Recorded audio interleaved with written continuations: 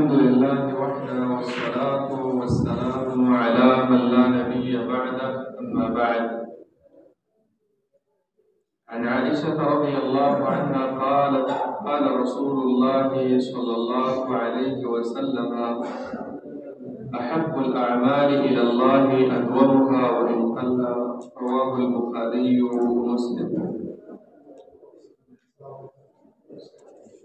میرے محترم بھائیوں، یہ بخاری شریف اور مسلم شریف کی ایک حدیث ہے.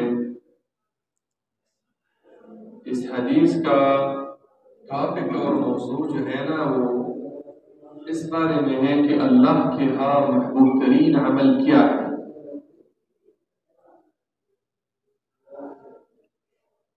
یہ بات نوٹ کیجئے کہ اللہ تعالیٰ کی صفات میں ایک صفت جو ہے محبت ہے. محبت کا مطلب اللہ تعالیٰ اپنے نیک بندوں سے محبت رکھتے ہیں، محبت کرتے ہیں، اور اللہ تعالیٰ کو برے کام جو ہے نا وہ ناپسندیدہ ہے، مبغوض ہے. صحابہ کرام ہمیشہ اللہ کے پیغمبر سے یہی سوال اور یہی استفسار کرتے تھے کہ اللہ کے پیغمبر ہمیں ایسے اعمال بتائیے جو اللہ کی ہاں محبوب ہو، اللہ کو پسندیدہ اعمال ہو. عبداللہ بن مسعود کی ایک حدیث ہے، انہوں نے اللہ کے پیغمبر سے پوچھا کہ ای الاعمال احب الی اللہ، اللہ تعالیٰ کو سب سے پسندیدہ ترین عمل کیا ہے؟ تو اللہ کے پیغمبر مختلف مقامات پہ مختلف جوابات دیتے تھے. فار ایگزامپل، یہ بندہ ہے ماں باپ کے ریسپیکٹ نہیں کرتے ہیں، اپنے والدین کے احترام نہیں کرتے تھے. آگے اللہ کے پیغمبر سے سوال کیا کہ اللہ کے ہاں محبوب ترین عمل کیا ہے؟ تو پیغمبر جواب دیتے تھے بر الوالدین، ماں باپ کی احترام کرنا، اپنے والدین کی اطاعت پر برداری کرنا. دوسرا بندہ آ گیا مثال کے طور پہ کہ وہ نماز میں تھوڑا سست ہے، نماز کی پابندی نہیں کرتے ہیں، تو اللہ کے پیغمبر نے اس کو جواب دیا کہ الصلاۃ علی وقتها، اللہ کو پسندیدہ ترین عمل جو ہے وہ نماز اپنے ٹائم پہ ادا کرنا. تو سب سے پہلے اس حدیث سے یہ فائدہ ہمیں ملتا ہے کہ اللہ تعالی محبت کرنے والا ذات ہے، اپنے نیک بندوں سے نیک اعمال اللہ کو پسند ہے. تو میرے محترم بھائیوں، جب بھی اس طرح حدیث آپ سنتے ہو تو اپنے آپ پہ وہ پرفیکٹ کریں اور اپنے آپ پہ وہ نافذ کریں، اپنے آپ پہ وہ عملی کریں کہ میں نے کیا سنا کہ اللہ کو ایک پسندیدہ عمل کیا ہے. جب آپ نے پہچان لیا تو پھر اس کی کوشش کرو کہ مجھ میں بھی ایسے عمل پیدا ہونا چاہیے جو میرے رب کو محبوب ہے. سمجھ گیا بھی؟ اگر آپ میں ایسے اعمال پیدا ہو گئے جو اللہ کو پسندیدہ ہے تو آپ خود بخود اللہ کے محبوب بن گیا. اور ایک عجیب سے بات امام ابن کثیر رحمہ اللہ نے اپنی تفسیر میں لکھا ہے کہ لیس الکمال ان تحب، کمال یہ نہیں ہے کہ آپ اپنے رب سے محبت کرتے ہو، کمال نہیں ہے. کیا مطلب؟ یہ فرض ہے آپ کے اوپر کہ آپ اپنے رب سے محبت کرو. اپنے رب سے محبت کرنا، پیار کرنا، یہ فرض ہے آپ کے اوپر. اگر آپ نہیں کرتے تو آپ مسلمان ہی نہیں ہیں. قرآن میں اللہ فرماتے ہیں والذین آمنوا اشد حبا للہ، ایمان والے اللہ سے سب سے زیادہ محبت کرتے ہیں، رکھنے والے ہیں اللہ سے محبت.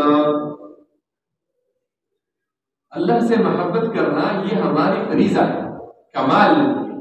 کمال کیا ہے؟ آگے امام ابن کثیر نے فرمایا انما الکمال ان تحب، کمال یہ ہے کہ آپ اپنے آپ میں ایسی صفات پیدا کریں کہ آپ کو رب پسند کریں، یعنی آپ رب کے محبوب بن جائیں. یہ کمال ہے کہ آپ اپنے رب کی محبوب بن جائیں. اپنے رب سے محبت کرنا یہ تو لازم ہے، فرض ہے، کیونکہ اللہ تعالیٰ نے ہمارے ساتھ بہت احسانات کیے. ہمیں انسان بنایا، صحت عطا فرمایا، مسلمان بنایا، نماز کی توفیق عطا فرمائی. یہ ساری احسانات ہیں اپنے رب کی طرف سے. سمجھ گیا نہیں؟ تو اس حدیث میں رسول اللہ صلی اللہ علیہ وسلم نے فرمایا احب الاعمال الی اللہ تعالی ادومها وان قل، اعمال میں سے اللہ تعالیٰ کو سب سے زیادہ محبوب وہ عمل ہے جس پر ہمیشہ کی جائے، اگرچہ وہ عمل تھوڑا ہی کیوں نہ ہو۔ یعنی ہمیشہ ایک عمل کا، فار ایگزامپل آپ اشراق کی نماز پڑھتے ہو 2 رکعت، تو بار بار پڑھیے، ہر روز پڑھیے، تو یہ اللہ کو بہت زیادہ پسند ہے۔ اگر آپ ایک مثال کے طور پر ایک بندہ ہے، ایک رات صرف تہجد کرتے ہیں پوری رات، باقی پورے سال میں نہیں کرتے ہیں، نہیں، ایک رات میں صرف 2 رکعت پڑھیے لیکن پورے سال پڑھیے۔ اللہ تعالیٰ کو تھوڑا عمل پسند ہے لیکن ہمیشہ کے طور پر، جو اس پہ آپ کیا کریں، آپ اس پہ کیا کریں میرے بھائی، اس پہ دوام کریں، بار بار کریں، اس کو جس کو کہتے ہیں ہمیشہ کی کرنا اس پہ۔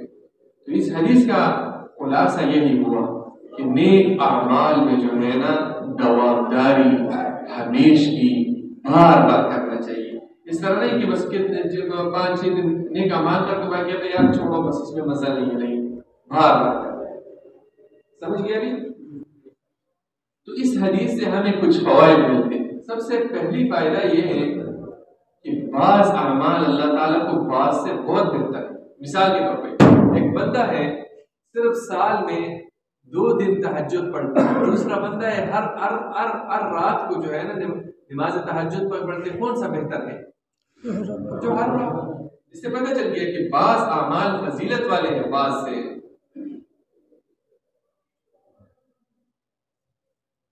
دوسرا مسئلہ یہ ہے کہ ہمیشہ کی کرنا چاہیے، دوام سے کرنا چاہیے نیک اعمال۔ تیسرا مسئلہ یہ ہے اس حدیث میں خصوصاً عبادات اور نیکی کے معاملے میں سستی سے بچنے کی ترغیب دلائی جائے، یعنی نیک اعمال میں سستی مت کرو۔ جب بھی آپ کو موقع مل جاتے ہیں تو چانس نہ مس کرنا۔ ہمیشہ مثلا ابھی آپ کو ٹائم مل گیا کہ کسی مسلمان کی ہیلپ کر سکتے ہیں تو کر لیجیے، 1 روپیہ دے دو، 1 ریال دے دیجیے۔ یہ مت بولیے کہ یار 1 روپیہ سے کیا ہوتا ہے، نہیں، اللہ کے لیے دیتے ہو نا۔ اللہ کے پیغمبر نے فرمایا اتقوا النار ولو بشق تمرۃ، جہنم کی آگ سے اپنے آپ کو بچا لینا اگر آدھا کھجور سے کیوں نہ ہو۔ 1 روپیہ سے بھی انسان کی جو ہے نا جہنم سے وہ نجات مل جاتی ہے میرے بھائیوں۔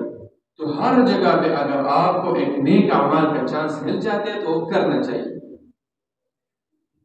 چوتھا مسئلہ اس حدیث میں یہ ہے کہ اللہ تعالیٰ کی محبت کے حصول کا ایک ذریعہ یہ بھی ہے کہ وہ اعمال کی جن سے اللہ محبت کرتا ہے، یعنی آپ کس طرح اپنے رب کے محبوب بن جائیں گے، کس طرح؟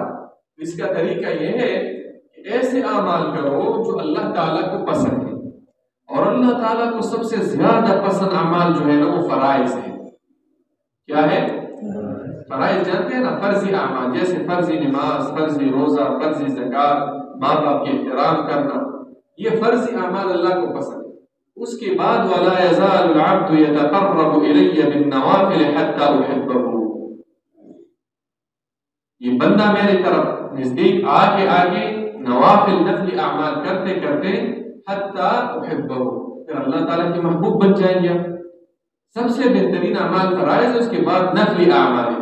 نفلی اعمال میرے بھائی صرف یہ نماز کے بارے میں نہیں کہ نفلی نماز، نفلی اعمال یہ بھی ہے، مثلا زکوٰۃ دینا فرض ہے یا نفلی عمل ہے؟ فرض ہے، لیکن ویسے صدقہ دینا نفلی عمل ہے، تو صدقہ بھی دیا کرو ساتھ میں زکوٰۃ بھی دے دو۔ تو خلاصہ اس حدیث کا یہ ہوا میرے بھائی ہو کہ اللہ کے پیغمبر نے فرمایا احب الاعمال الی اللہ تعالی ادومها وان قل، اعمال میں سے اللہ تعالیٰ کو سب سے زیادہ محبوب وہ عمل ہے جس پر ہمیشگی کی جائے، جس پر ہمیشگی کی جائے۔ سمجھ گیا ابھی؟ تو خلاصہ یہ ہوا کہ نیک اعمال میں ایک دوسرے سے آگے جانا، پتہ نہیں چلتا ہے میرے بھائیوں کہ کب مرنا ہے ہمیں، تو کبھی بھی اپنے نیک اعمال کو دوسرے دن تک نہیں چھوڑنا کہ میں کل یہ کروں گا، نہیں، آج موقع مل گیا آج ہی کرو۔